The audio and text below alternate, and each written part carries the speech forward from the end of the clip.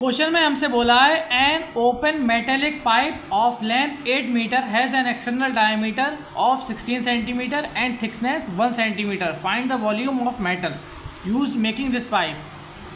कहना ये चाह रहा है कोई एक पाइप है, एक मेटेलिक पाइप है जिसका एक्सटर्नल डायमीटर 16 सेंटीमीटर है और इंटरनल और उसकी थिकनेस जो है, उसकी मोटाई है वो 1 सेंटीमीटर है। इसको और अच्छे से समझने के लिए मैंने यहाँ पे एक डायग्राम बनाया है।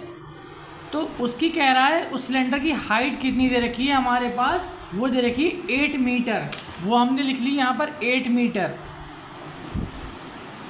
अब कह रहा है एक हॉलो सिलेंडर है, ऐसे समझ लीजिए, जो ब्लैक से जो बनाया है और जो रेड से, जो एक्चुअल है हमारा वो ये रेड वाला है और उसके अंदर ये ब्लैक वाला है और ये अंदर से हॉलो है।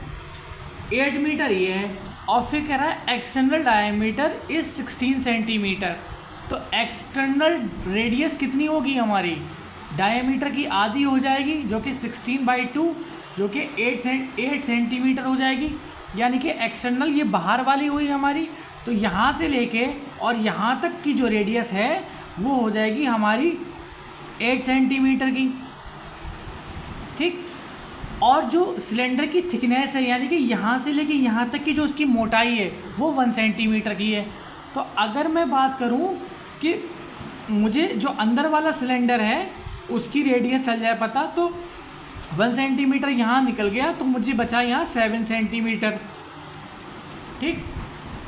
अब कह रहे हैं कि वो वॉल्यूम निकालिए कि पाइप को बनाने में कितना मेटल का इस्तेमाल किया गया।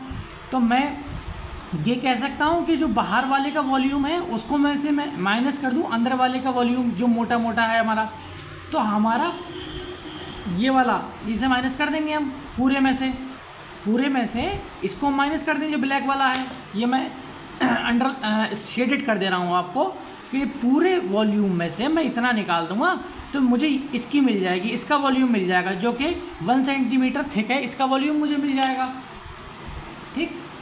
तो वॉल्यूम ऑफ सिलेंडर जो कि होता है पाई r² h, और मैं r1 से डिनोट कर दे रहा हूँ क्योंकि यहाँ पे 2 r हैं, एक r 8 सेंटीमीटर है और एक r हमारी 7 सेंटीमीटर है। तो r1 की वैल्यू मैं 8 सेंटीमीटर लिख लेता हूँ और r2 की जो लिख लेता हूँ वो 7 सेंटीमीटर लिख लेता हूँ, ठीक।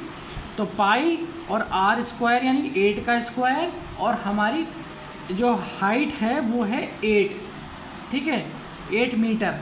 तो 8 मीटर है और बाकी ये यहाँ ये मीटर में दे रखा है, ये सेंटीमीटर में दे रखा है। तो हाइट को हमें क्या करना होगा, 1 मीटर में जो होता है वो 100 सेंटीमीटर होते हैं, तो 8 मीटर जो होंगे वो 800 सेंटीमीटर हो जाएंगे। तो मैं 800 और लिख लूँगा। अब ये बन गया हमारा सेंटीमीटर क्यूब, ठीक।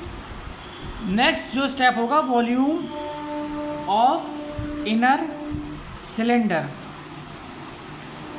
जो होगा पाई और 7 का स्क्वायर, क्योंकि हमारी जो अंदर वाली है वो 7 है और इनटू जो हाइट है वो तो सेम है हमारी 800, ठीक।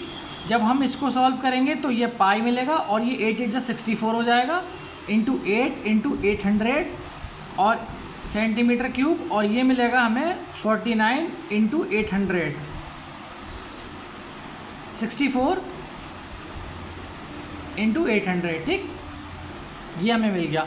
अब हम वॉल्यूम ऑफ मेटल निकालेंगे, तब हमें क्या मिलेगा, volume of outer cylinder minus volume of inner cylinder. मैं शॉर्ट फॉर्म में लिख रहा हूँ क्योंकि वीडियो हमारी काफ़ी लॉन्ग हो रही है। तो वॉल्यूम जो है वो बड़े वाले का क्या है 22/7, ठीक, ये है, और हमारा 64 इंटू 800 माइनस 22/7 इंटू 49 इंटू 800, ये माइनस का साइन है, सेंटीमीटर क्यूब। अब यहाँ पर 800 कॉमन है और यहाँ भी 800 कॉमन है और 22/7 यहाँ है, 22/7 यहाँ है। तो मैं क्या लिख सकता हूँ 22/7 इंटू 800। अब यहाँ क्या बचा हमारा 64, और 22/7 800 निकलने के बाद यहाँ बचा हमारा 49, ये वाला 49। ठीक, अब मैं क्या करूँगा, 22/7 इंटू 8 माइनस मैं 64 में से 49 निकालूंगा तो मुझे मिलेंगे 15। ठीक, अब मैं जब इसको सॉल्व करूँगा इन तीनों की मल्टीप्लाई और फिर मैं इसको 7 से डिवाइड कर दूंगा। जब मैं इन सब की मल्टीप्लाई करके 7 से डिवाइड करूँगा तो मुझे ये मिलेगा आंसर वॉल्यूम मेटल का।